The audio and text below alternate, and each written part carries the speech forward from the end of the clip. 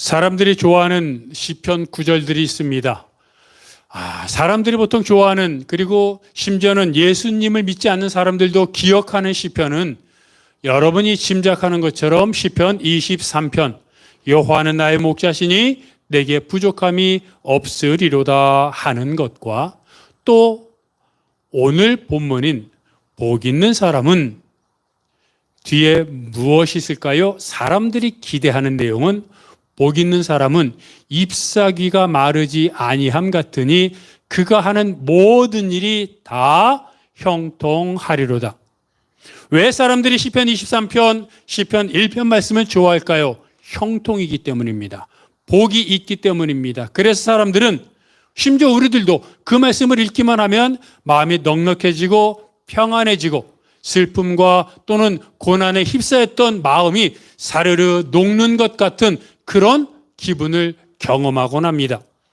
그런데 여러분, 정말로 우리가 늘 우리 인생의 목적이, 궁극적인 목적이 복 아닙니까?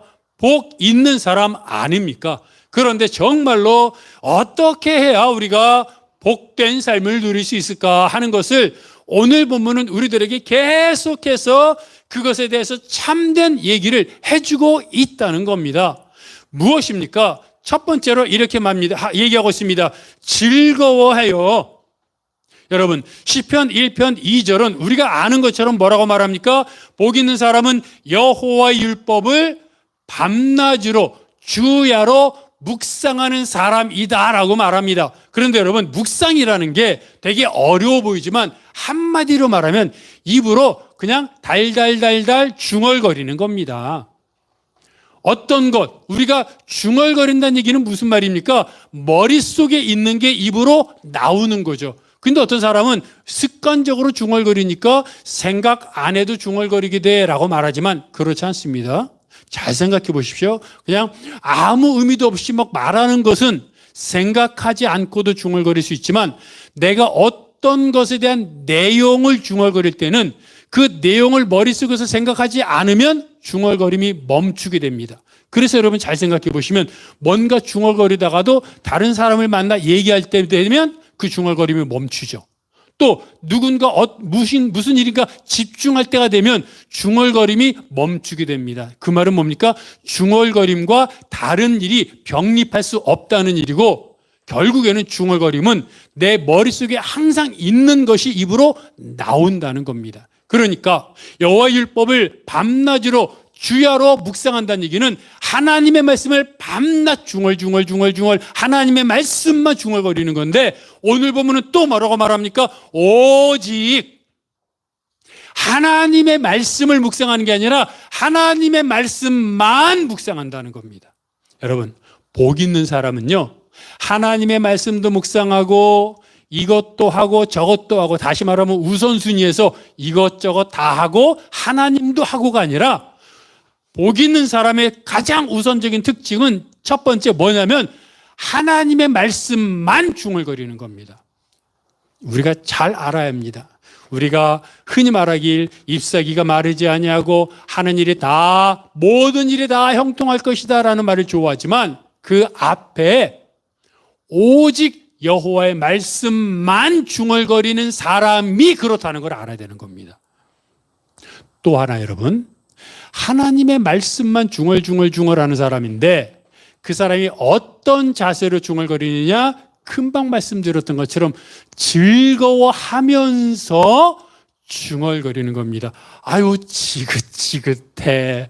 누가 보고 있으니 오늘 해야 될 분량이 이것이니 하면서 중얼거리는 것이 아닌, 즐거워하여 묵상하고 중얼거리는 겁니다. 그런데 여기서 즐거워한다는 게 원어적으로 두 가지 뜻이 있는데, 여러분 잘 이해하십시오. 두 가지 뜻이 있는데, 첫 번째는 나의 기쁨이란 뜻입니다. 즐거워한다는 것은 중얼거리는 사람의 기쁨이 된다는 겁니다. 즉, 하나님의 말씀을 묵상하는 게 기뻐서 하는 사람입니다.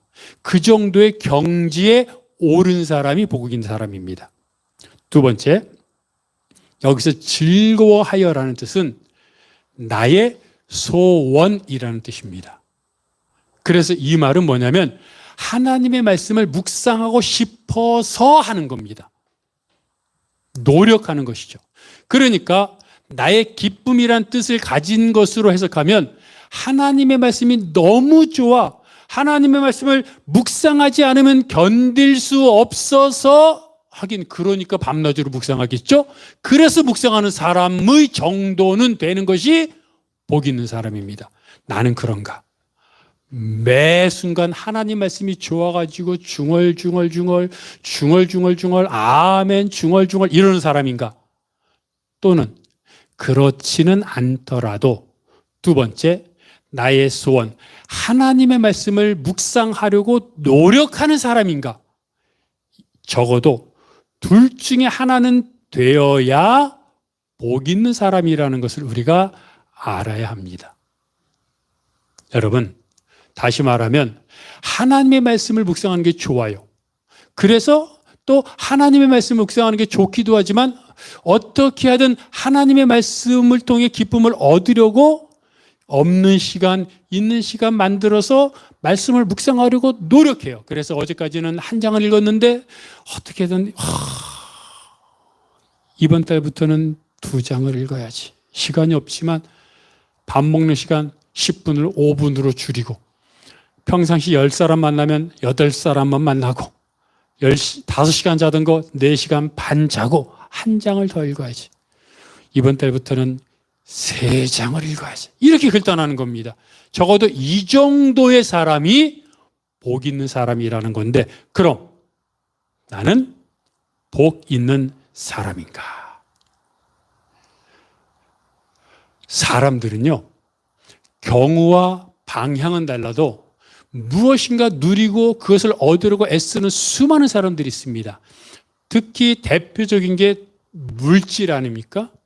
그래서 하나님의 말씀을 주야로 묵상한다는 얘기는 아까 말한 것처럼 매일매일마다 하나님 말씀을 읽고 또 읽고 중얼거리고 그게 기쁨이고 그 말씀을 읽으려고 노력하는 사람들인데, 돈을 쫓는 사람들은 그들도 보십시오. 돈이 기쁨이고 나의 기쁨이라 그랬잖아요. 하나님의 말씀이 나의 기쁨이 아니라 돈이 나의 기쁨이에요. 그러니까 돈만 생각합니다. 기쁘니까.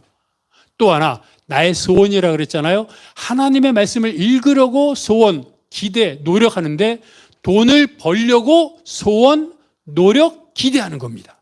그래서 돈을 추구하는 사람들은 돈이 기쁨이 되고 돈을 벌기 위해 노력하는 그런 많은 사람들이 있습니다. 바로 얼마 전에 뉴스에 우리나라 재계 서열 30위권에 드는 한 그룹의 회장이 직원들에게 욕설, 폭언, 고성을 그냥 늘 하고, 심지어는 뭐라 그러냐면 내가 하나님이야, 그러니 내 말을 하나님의 말처럼 여겨라고 늘 그렇게 주의시키고 교육하고 그렇게 일삼았다고 합니다. 그게 녹취록으로, 음성으로 녹취록으로 나왔어요. 얼마나 사람들이 공부를 하겠습니까? 근데 그 사람이 그렇게 했던 이유 뭡니까? 돈의 위력입니다. 돈의 즐거움이고 돈의 기쁨입니다. 아니, 직원들이 그런 대접받으면 맨날 회장이 나한테 욕설하고 폭언하고 고성 지르고 내가 하나님이야 라고 말하면, 아니, 사표 내면 될 거 아닙니까? 근데 직원들이 그런 대접을 받으면서도 사표를 못 냅니다. 왜요? 결국 돈 때문이거든요. 내가 회사를 그만두면 가정을 먹여 살려야 되는데 내가 이 수모를 받더라도 가정을 위해서 참아야지. 결국 그게 다 결국에는 월급을 받아야 생활이 되니까 참는 겁니다. 회장도 그걸 아니까, 돈의 위력을 아니까 사람들이 신문지상에 뉴스에 나오면 잠깐 공분하고 잠깐 화내고 지나가지만 결국 돈의 위력, 돈의 기쁨, 돈의 유익을 아니까 계속 그 사람은 그렇게 살 겁니다. 그런 사람을 뭐라 그럽니까? 복 있는 사람이 아니라 돈 있는 사람이다. 돈 있는 사람이 좋습니까? 복 있는 사람이 좋습니까? 성경은 복 있는 사람에 대해서 말합니다. 그런데 이 복 있는 삶을 살려면 금방 말한 것처럼 하나님의 율법을 묵상해야 되는데, 여러분 생각해 보십시오. 누군가 나에게 보낸 편지를 읽고 또 읽는다는 얘기는 무엇입니까? 편지가 좋아서입니까? 편지를 보낸 그 누군가가 좋아서 그런 거죠. 결국 하나님의 율법을 묵상한다는 얘기는 하나님의 율법도 좋지만 그걸 주신 하나님이 좋아서 묵상하는 겁니다. 결국 율법을 묵상한다는 얘기는, 율법을 기뻐하고 하나님의 율법을 더 읽으려고 한다는 얘기는 하나님을 기뻐하고 조금이라도 하나님 앞에 나아가려고 애쓰는 사람이 복 있는 사람이라는 겁니다. 다윗이 골리앗에게 대들었지요. 어떻게 감히 3m에 가까운 골리앗에게 대듭니까? 이스라엘 군인들 중에 날고 긴다고 하는 장수들도 무서워 도망쳤는데, 나이가 어려가지고 징집되지도 않았던 꼬마 소년이 골리앗에게 달려듭니다. 근데 여러분, 다윗이 골리앗에게 달려들 수 있었던 이유가 무엇입니까? 하나님을 알았기 때문입니다. 하나님의 은혜를 입고 하나님이 즐거웠고, 그래서 하나님의 기쁨을 누렸기 때문입니다. 왜입니까? 다윗은 그렇게 말하잖아요. 내가 양을 칠 때 곰과 사자가 나에게 달려들었을 때 하나님이 나를 도우셔서 그들을 물리쳤습니다라고 말합니다. 우리가 알아야 될 것은 곰이나 사자를 물리칠 수 있습니다. 그러면 사람들은 뭐라고 생각합니까? 내가 돌팔매질을, 물맷돌을 잘 던져서 내가 연습을 열심히 해서 운이 좋아서 사자와 곰을 물리쳤다고 그러죠. 근데 다윗은 뭐라 그럽니까? 내가 실력이 있고 운이 좋아서가 아니라 하나님이 나를 구해 주셔서 물리쳤다고 말합니다. 이게 정말로 중요한데, 우리가 살아가면서 여러 가지 많은 이적을 경험하고 우연 같은 능력과 은혜를 경험합니다. 그러면 뭐라고 말하냐면 우연이고 내가 인복이 있고 내가 능력이 있어서 잘 된 거라고 말하는데, 그것이 아니라 그 모든 것이 하나님이 나에게 베풀어 주신 은혜요 사랑이라는 걸 깨닫는 게 믿음입니다. 그게 진짜 능력입니다. 그런데 다윗은 그것을 알았습니다. 어렸을 때부터 알았어요. 그래서 그것을 알았기에, 아니, 사자와 곰으로부터도 나를 지켜주셨던 하나님이 저 골리앗으로부터 못 지켜주겠어? 라는 담대함이 그냥 생긴 게 아니라 경험과 경험을 통해 하나님을 기뻐하고 누렸던 것이 믿음이 되어 달려들 수 있었던 것입니다. 그랬기 때문에 다윗은 하나님의 법궤가 다윗성으로 올 때 기뻐 춤을 췄던 겁니다. 하나님의 법궤가 뭡니까? 하나님을 상징하는 거잖아요. 근데 그 시대는 아직 성전이 없었기 때문에 천막이 있었어요.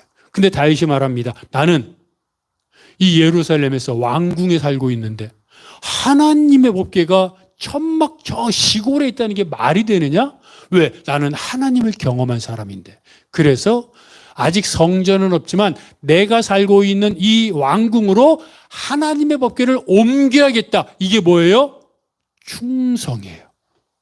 내가 하나님께 받은 은혜가 있으니 그럼 내가 하나님께 뭘 할까? 하나님의 법궤를, 내가 성전을 지어서 했으면 좋겠는데 하나님이 성전 짓지 말라고 하니 다윗, 내가 살고 있는 화려한 왕궁으로라도 하나님의 법궤를 가지고 와야 내가 마음이 편한 거예요. 너무 감사하니까.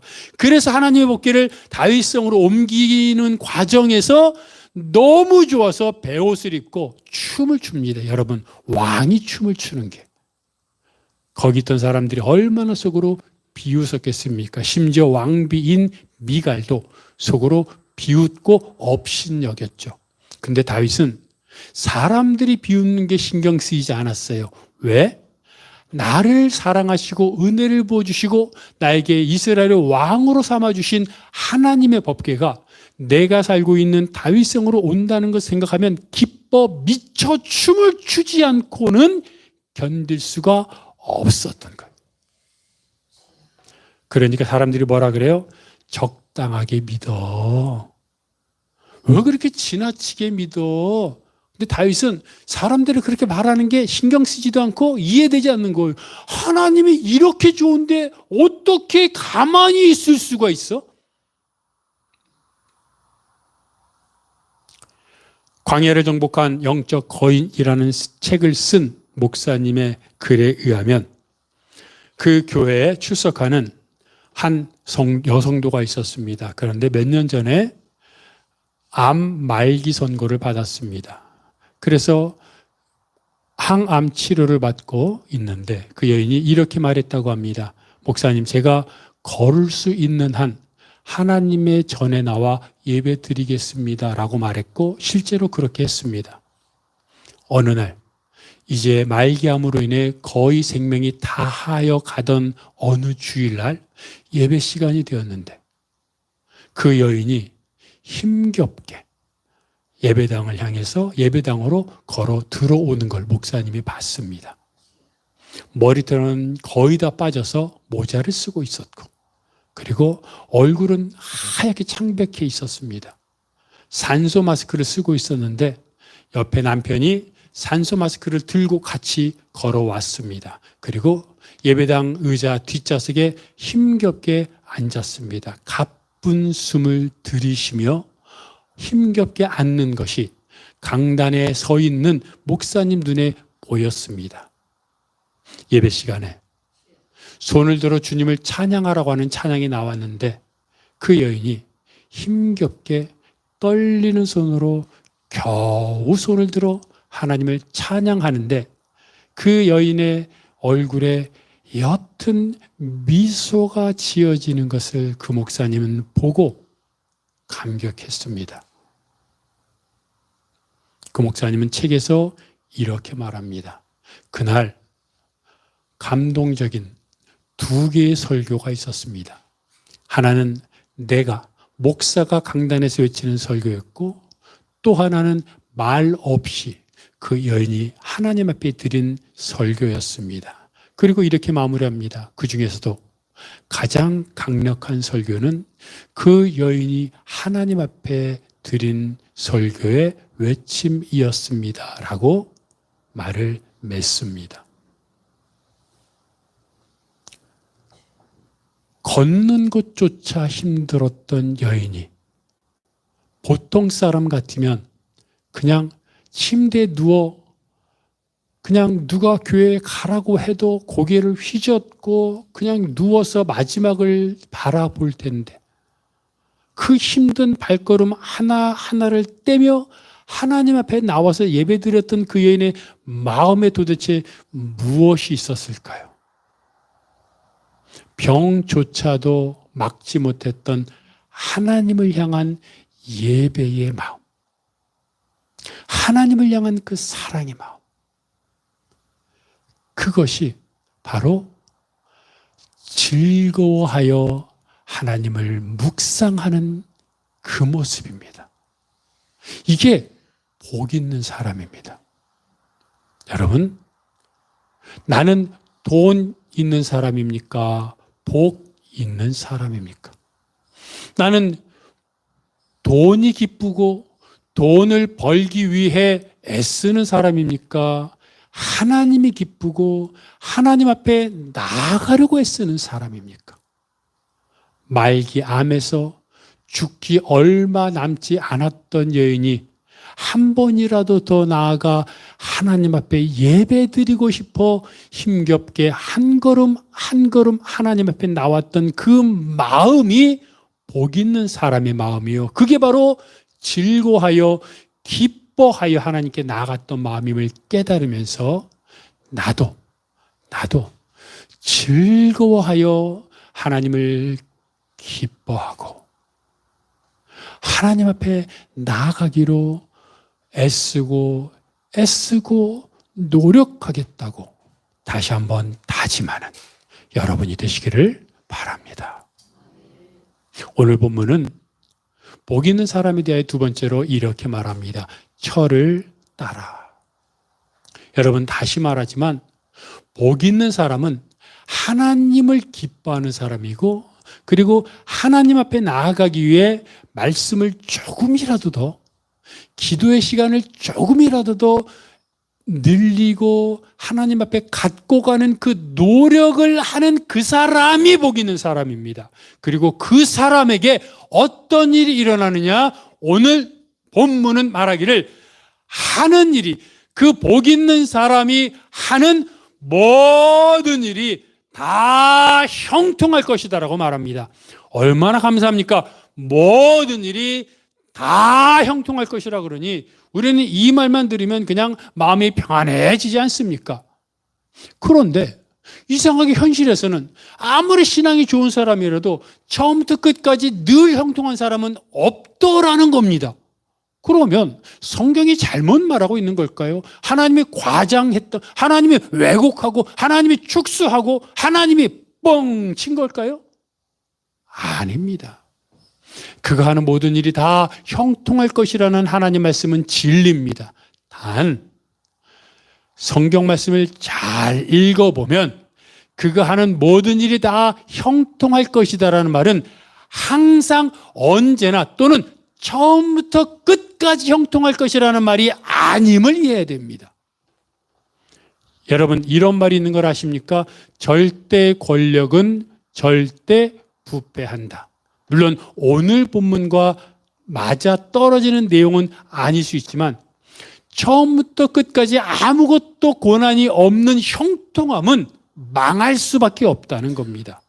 그래서 오늘 본문은 우리들에게 뭐라고 말합니까? 철을 따라 열매를 맺는다고 말합니다. 그런데 여러분, 철을 따라라고 하는 이 말을 영어 성경은 뭐라고 해석했냐면 in his season.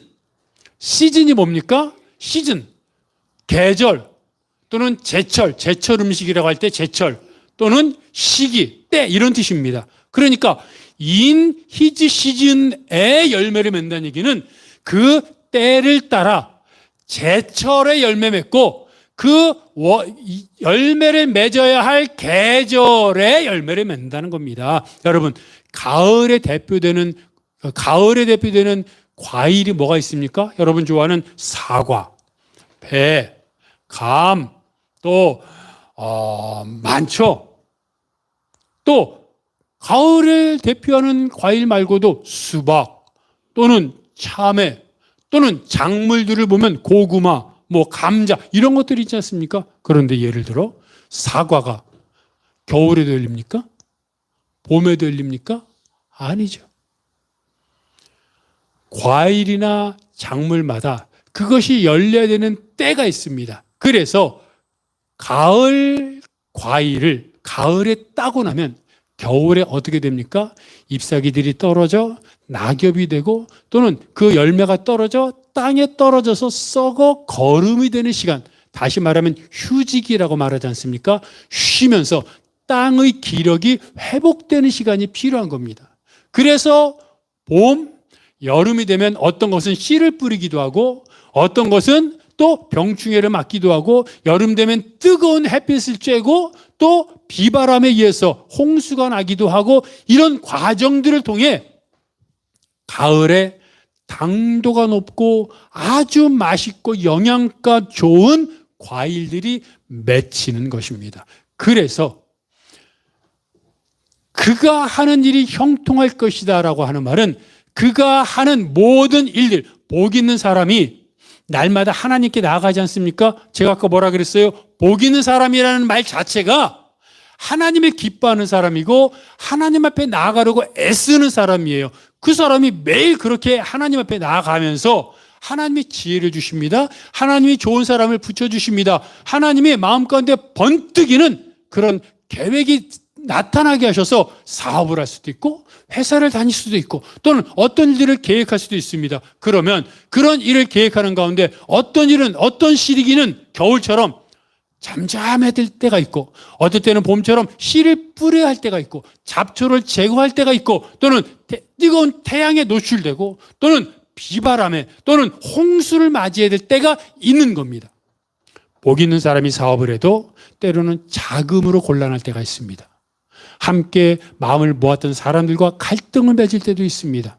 또는 전혀 예상하지 못했던 경제 어려움이라든가 경기 침체라든가 이런 것들을 경험할 때도 있습니다. 단 그럴 때조차도 복 있는 사람이라면 전제가 무엇입니까? 그때 낙담하여 나가 떨어지는 것이 아니라 나동그래지는 것이 아니라 그럴 때도 복 있는 사람으로서의 정체성, 다시 말하면 하나님을 기뻐하고 힘들고 작은 문제, 건강 문제, 사람들과 갈등 문제, 예기치 않았던 문제 어떻게 될 것인가 막 고민되는 그 순간에도 여전히 하나님을 기뻐하며 하나님 앞에 나아가기를 애쓰는 그런 상황이 유지되는 신앙을 갖고 있다면 결국 그 문제는 가을에 열매가 맺히기 위한 과정이라는 겁니다. 결국 어떻게 됩니까? 형통해집니다. 포도 열매가, 사과가, 수박이, 고구마가, 감자가, 수많은 과일과 작물들이 결국 맺힐 것입니다. 결국 무슨 말입니까? 눈물을 흘리며 씨를 뿌린다는 말이 바로 거기에 있는 겁니다. 눈물이 나죠. 왜? 자금이 경색됐으니까. 눈물이 나죠. 믿었던 사람이 배신하고 도망쳤으니까. 눈물이 나죠. 갑자기 세계적인 경제가 어려워져가지고 환율이 뛰어버리고 수출길이 막히고 잘 나가던 사업체가 부도나기 직전이 됐으니 또는 부도가 났으니 눈물이 나죠. 근데 뭐라고 말합니까? 그런 눈물이 나도 씨를 뿌리는 겁니다. 무슨 씨입니까? 믿음의 씨요. 기쁨의 씨요. 하나님 앞에 나아가 하나님이 기쁨이고 하나님을 나의 소원으로 드리고자 하는 즐거워하는 신앙의 삶을 그래도 걸어가면 망할 것 같았던 또는 망했던 사업이 미랄이 땅에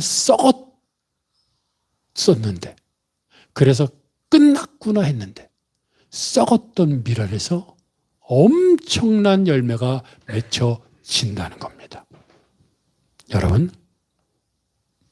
그것이 복 있는 사람이 얻게 될 은혜입니다.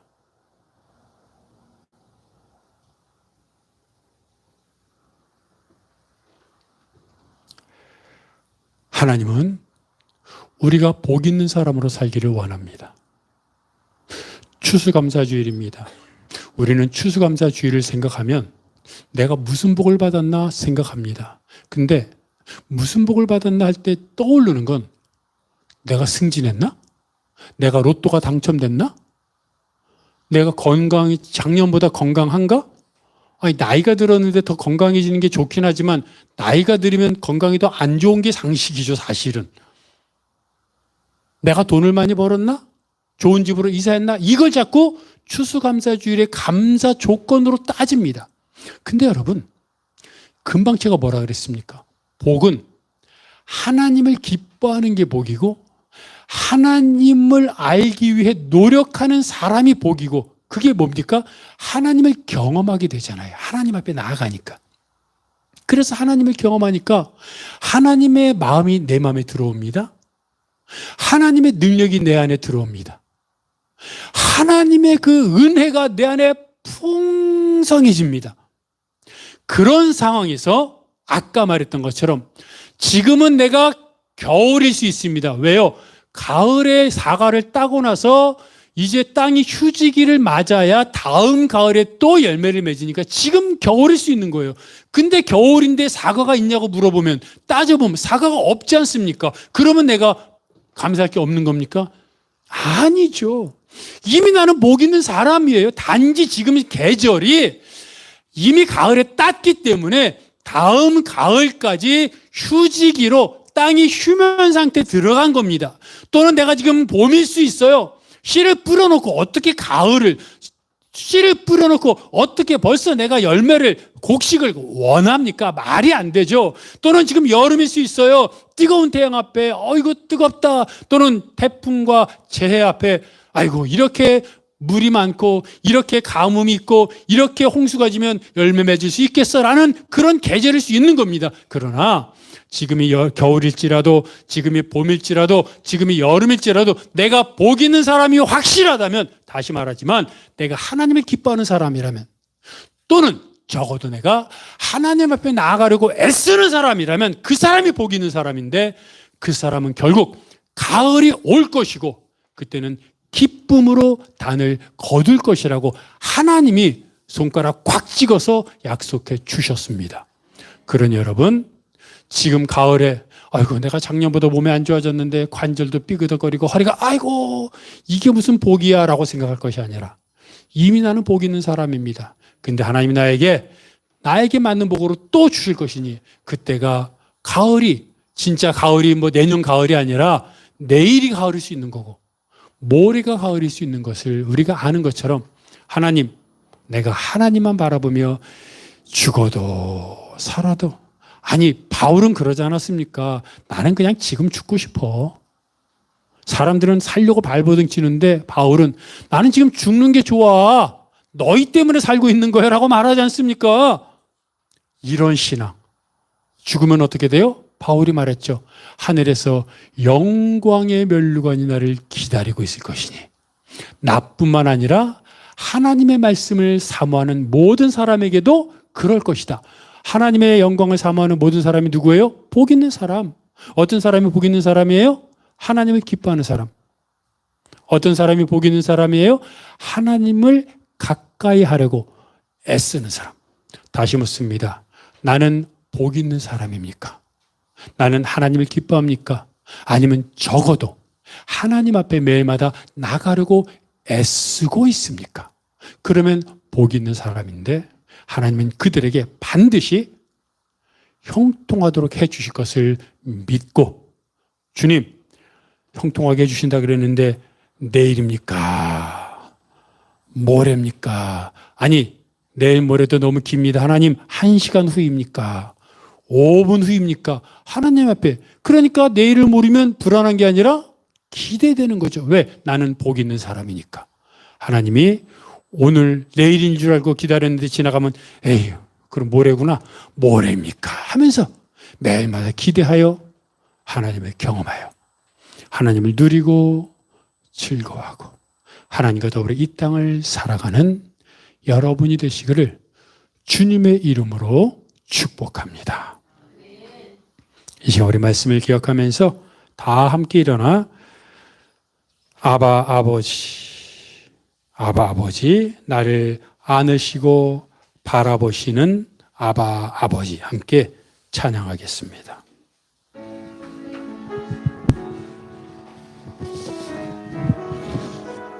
가사를 생각하면서 찬양하겠습니다.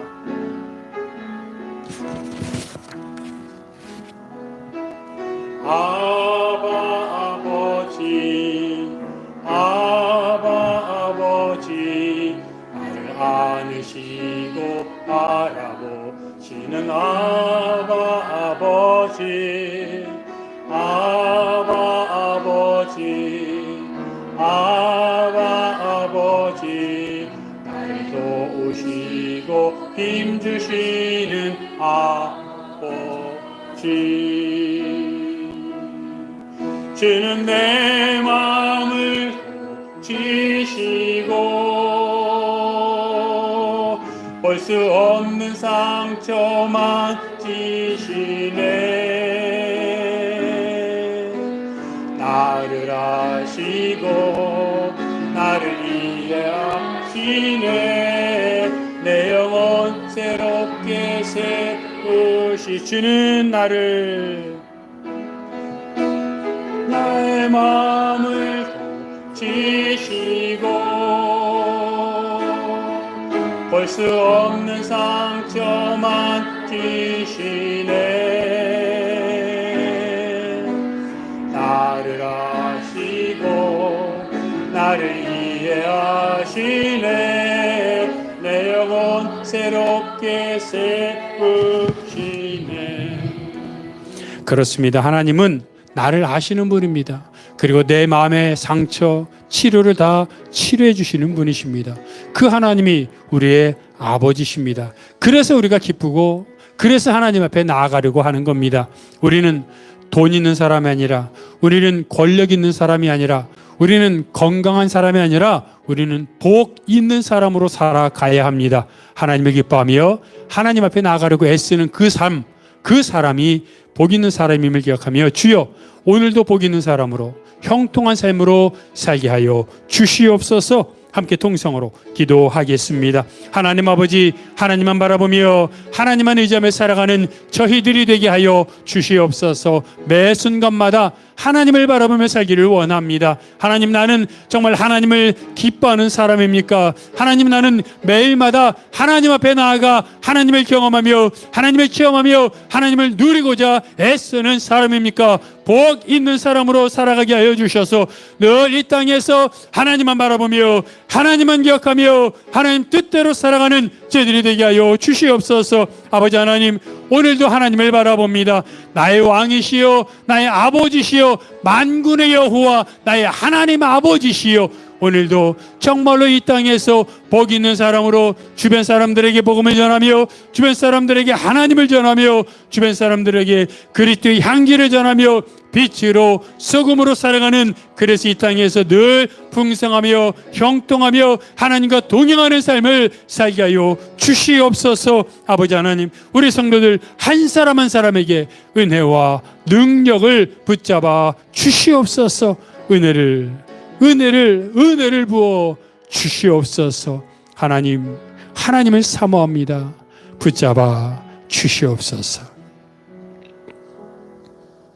하나님, 복 있는 사람이란 하는 모든 일이 형통한 사람이 복 있는 사람이 아니고, 하나님을 기뻐하는 사람이 복 있는 사람이고, 하나님 앞에 날마다 나아가려고 애쓰는 사람이 복 있는 사람임을 기억하고, 우리가 그렇게 복 있는 사람이니 우리가 그렇게 살아갈 때 하나님이 반드시 기쁨으로 단을 거두게 해주실 것을 믿고 당당하게, 담대하게, 평안하게 믿음의 길을 걸어가게 하여 주시옵소서.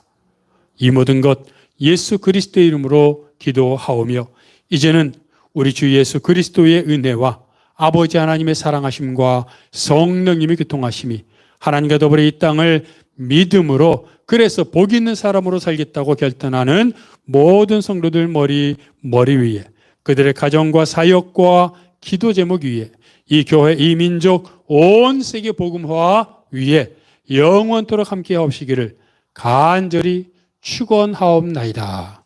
아멘.